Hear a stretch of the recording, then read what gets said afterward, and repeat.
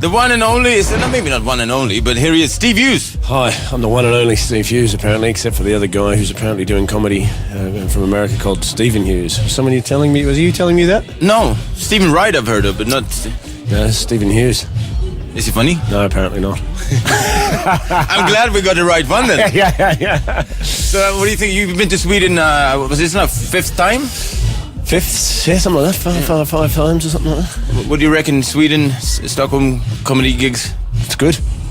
There you go, it's good. They laugh, I talk. They laugh, you laugh. I talk, you laugh. Or sometimes, like last night, one guy decided to talk as well. And you didn't laugh? No, I didn't laugh. No, tonight will be a good crowd though. I didn't laugh. All right, kick ass, my friend. All it's right. always a pleasure having you here. All right. It's Steve Hughes!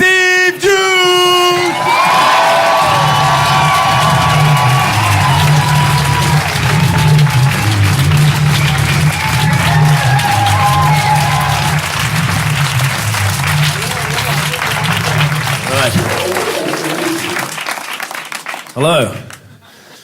This is very Swedish, isn't it? A smorgasbord of women. Yeah, it's a fucking perfect height as well.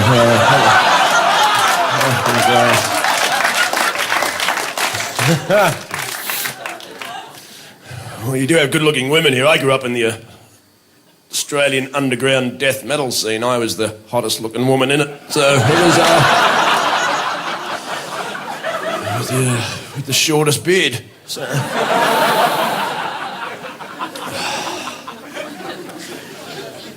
It's good, Sweden. I've been here before. I have many Swedish friends. They're all, yeah, Steve, we're having a great time.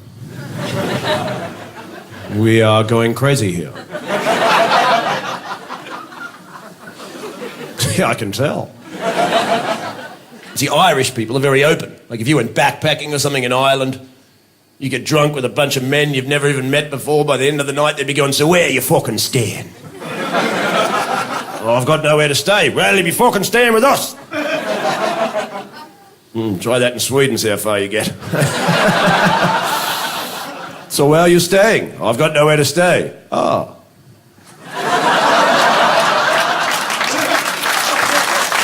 Well,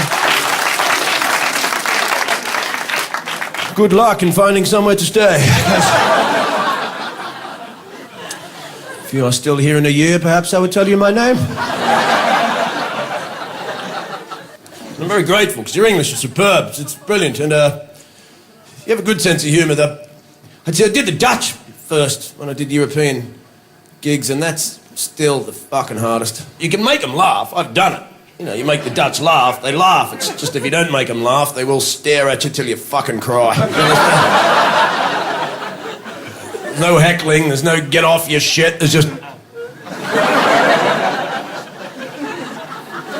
It's a profound silence. I stood in front of 300 Dutch people one night, it was so quiet, I'm just standing there thinking to myself, you know, no wonder those Nazis couldn't find that Anne Frank bitch, you know?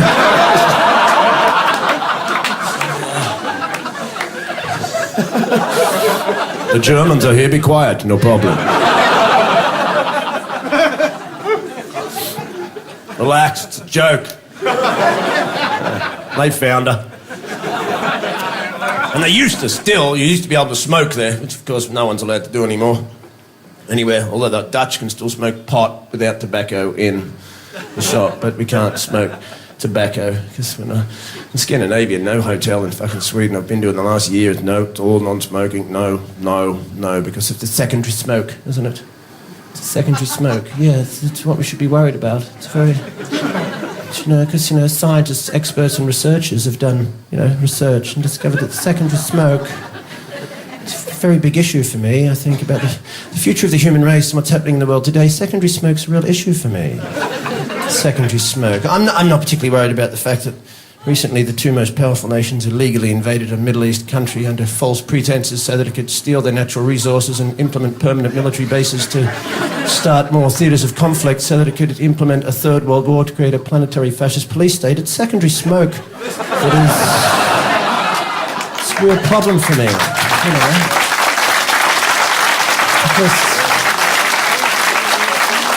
Because You know, sometimes when you go out, your clothes get smelly, don't they? And then you have to wash them when you get back. I mean, that's a real chore for my existence, you know. I'm not worried about the fact that the World Bank or the IMF go into third world countries, put them into unfathomable debt so it can steal their natural resources, destroy the culture and implement them into the global banking system. It's secondary smoke. Because it's everywhere. And, you know, I didn't choose to smoke and I could be affected. Really? There's people from Chernobyl still alive, for fuck's sake.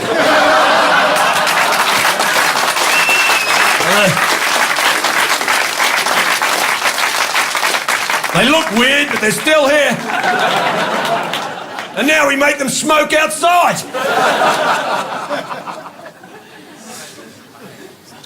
Fucking hell. Freaky. And I must admit, the joy to come to any country when you live in England. I appreciate English people for many of the creative things they've given us, the fucking comedy, the geniuses at music, but it's good to get out of there once in a while to eat. It's very difficult to eat. For some reason, they haven't managed to cotton on to food. I don't know what they're up to, but it's fucking, you know. We like to have a baked potato with baked beans on it. It's lovely, isn't it? No, it's not. It's fucking disgusting, as a matter of fact. England's the only country in the world where you can buy a hot Coke and a cold sausage roll from the same shop. And none of them even notice or care. Thanks, that'll be lovely. Excellent. Every day in England, there's thousands of tourists standing around and going, have you ever had a Coke this hot? Never had a Coke this hot. How do they get it this fucking hot?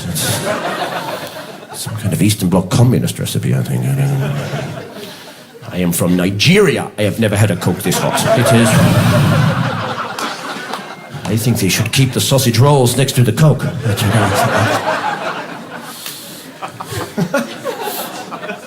Their cuisine is... Then you go, do you have any sauce with the sausage roll? Yeah, red or brown?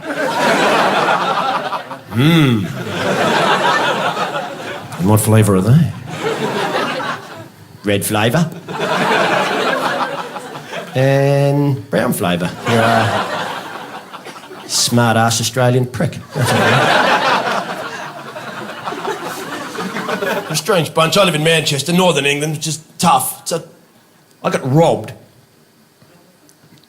in my house while I was there by guys with machetes. I'm sitting there 3 o'clock in the morning with my flatmate watching this DVD. Next minute, there's 2 lads in the lounge, got machetes at our throats. I'm sitting there thinking to myself, who's this cunt? You've come for all our stuff. Come to the wrong house. You want a sandwich? Anything of value I've got here, mate, it's about 300 heavy metal CDs. And I don't want to stereotype anyone, but I've got a pretty good feeling you're into hip-hop. So...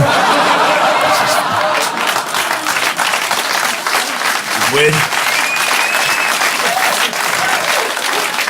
Fucking weird. Fellow in Manchester told me, now I don't know what happens in Sweden, but he said in England, you wear an earring in your right ear, which I do. He said in England that means you're gay. I know, it's weird, isn't it? It's in Australia, it's when you get your cock in another man's ass.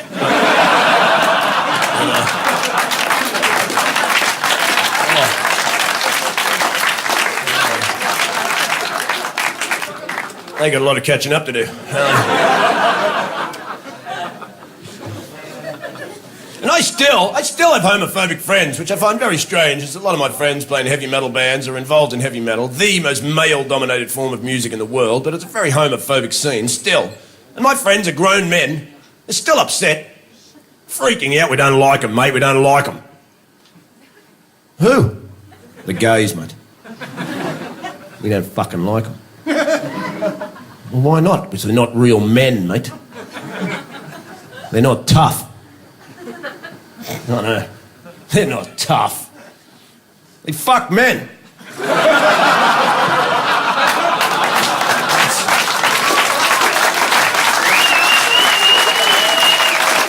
are you talking about? That's hardly gay. What do straight men want? Ooh, I want a woman. Soft.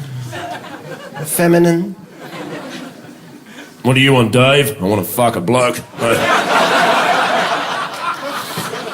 I want a big, strong bloke to fuck me in the ass. Or is that a bit tough for you and your pussy-loving mates? Fuck you, because we want cock, son. Cock. You go and play with your girly tits, you fucking fag. Straight.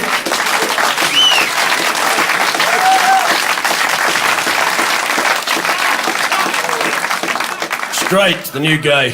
So I have to leave. And you've been utterly brilliant for coming out this evening and not staying in and watching a reality TV show, which is the best George Orwell doublethink name of something I've ever fucking thought of in my life. What are you doing? Watching reality. Excellent.